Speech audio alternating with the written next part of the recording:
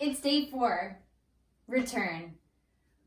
Today on our 28-day journey to finding phi, we're returning to everything we have learned already, all the conversations we've had with others, all the thoughts we've written down in a notebook, all the things we've seen, okay? And we're returning to phi and trying to process what it is from many different perspectives in a way that we can feel empowered to then create something from this enhancing of our knowledge and understanding.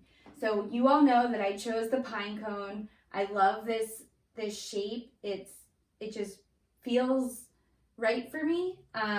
It's very complicated. I'm having difficulty counting the scales in an organized way and then taking notes on it and sketching about it and modeling it with numbers, but I really like this challenge. What I'd like to also show you is these propagated ivy leaves in a glass jar. And if you look at the root system, that's got to be an average of phi as well. The way it offshoots and fills the glass jar in an optimal way so that no two roots are sort of occupying the same space or touching each other. They're floating in the spaces, you know, and in order to do that, it seems like they're shooting off from each other in a ratio of phi. The research I did on the pinecone explains that the patterns, the characteristics of the pinecone are for optimal survival, really. The characteristic growth of the scales is in the golden ratio so that it can be more likely to survive. And it's really cool that the golden ratio is a survival tool. You see how the trees fill the air so that they can have optimal sunlight. You can look at x-rays of lungs and see that the lungs also break out in the golden ratio so that the maximum use of the lungs can fill up and exhale. And I'm no biologist, but the way that I think I'll just call them fingers of the lungs break out is to create an optimal volume for the lung capacity. You know, so it's really just interesting because phi is everywhere, and it's to maximize productivity, to maximize health, to maximize survival. And I think that that's pretty cool. Just to give you some insight into how I'm returning to this week's of research and adventuring and measuring and note-taking, I also want to return to how we can sketch the golden rectangles, because in my difficulties in counting the scales on the pinecone, I'm wondering how I can recreate an artistic painting of a pinecone and respect the golden ratio. So I don't think so much that I need a sequence of numbers like the Fibonacci sequence. I think I need more of a spiral, and maybe several spirals to fill up a general circle in a painting. So to do that, what I like to do is realize that if 1.6 is an approximation of phi,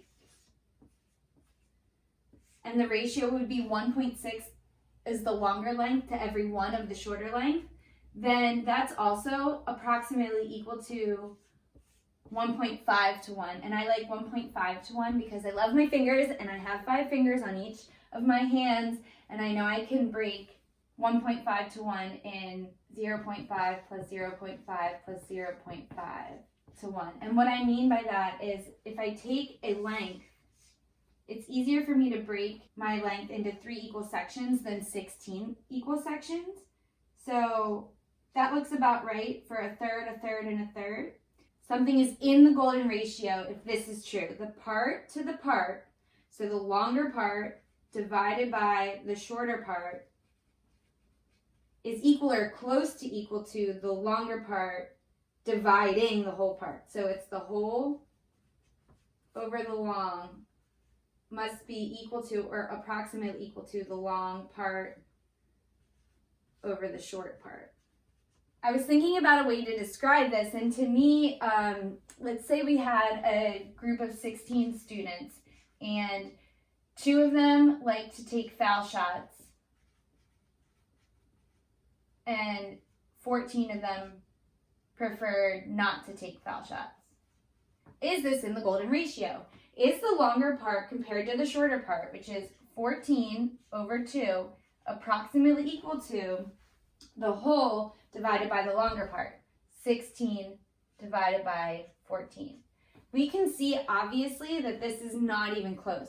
14 divided by 2 is 7, whereas 16 divided by 14 is 1 and 1/7. So those are not even close. So that does not work. This is not a golden relationship.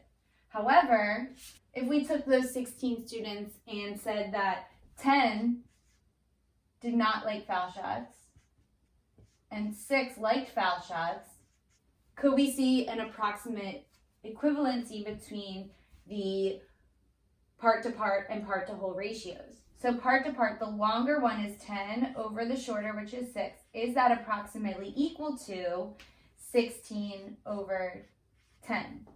Well, 10 divided by 6 is equal to 1 and 4/6, which equals 1 and 2/3, which is about 1.67. And 16/10 is 1 and 6/10, which is 1.6. So are those close to being equal? Yes. And these are small numbers. The larger the numbers get, the more accurate we can get, or to the more decimal places we go, it'll get more accurate. But with just integers, I think this is a fair way to relate the golden ratio to just ratios as a part to a part and a part to a whole, and equivalency. So in creating my golden spiral, I just kept it simple. So I do shift a little bit to the left of the 2/3 mark, because if this is 2/3 and this is exactly half of that, and I really want 60% of this. So I want my shorter side to be slightly longer than 1/3, but it's okay, you're sketching. So then from here, I know that this is now a whole, and this is the long part and a short part. From the long part, I need to form a square. So I imagine an arc, like a circle, to form the square of the golden rectangle, and then I continue to form the rest of the rectangle. Okay, so now I have one golden rectangle with a golden section where the long part to the short part is the same ratio as the whole to the long part. I created a square, and now I have another rectangle. So you'll see that each rectangle is grouped with a square. So I need to make another arc, like a radius, using one of the corners of the rectangle on the long side and the other as the circle, center and circle, to make an arc to find the square, so that it's about a good sketch of a square. Okay, so now again we have a longer side to a shorter side. The idea is that if this is 1, then this is about 60%, or about 2/3 of this length. That has to also remain true, that the longer side is about 2/3 of the entire length of that. So the ratio of the long to the short has to be equivalent to the whole to the long. Okay, and now we can make another arc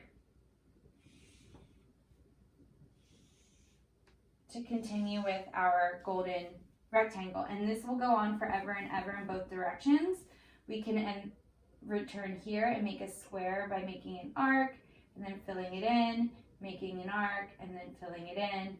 Okay, so now we just made the golden rectangle. How am I going to use this for my golden spiral in my pine cone? Okay, so I need to think about which consecutive corner do I want to connect. So I like this arc. I think that that's going to help me spiral in. If I connect through each of the squares, okay, that will help me make the golden spiral. Okay, and now with the golden spiral, I can adjust it, give it more of a roundness, erase away what I don't need, okay, and then rotate that a little bit.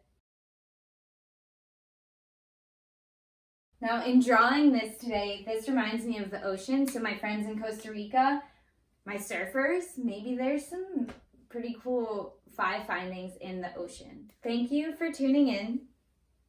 This is my way to return to all the mathematics that I've learned so far to help me prepare for a creative expression. And that creative expression, I'm hoping, is to be able to paint a likeness of a pine cone from this perspective, from top down, as if it were hanging with gravity. Okay, so stay tuned this weekend for more short video tutorials on concepts that we brushed by in our first 4 days. I think you have a lot to be proud of. You can go ahead and place your hands on your heart. Feel the warmth of your hands to your heart. Smile. Be proud that you showed up. Be proud that you are committed to yourself and your future and your brain and your ability to learn and grow. I'll see you tomorrow.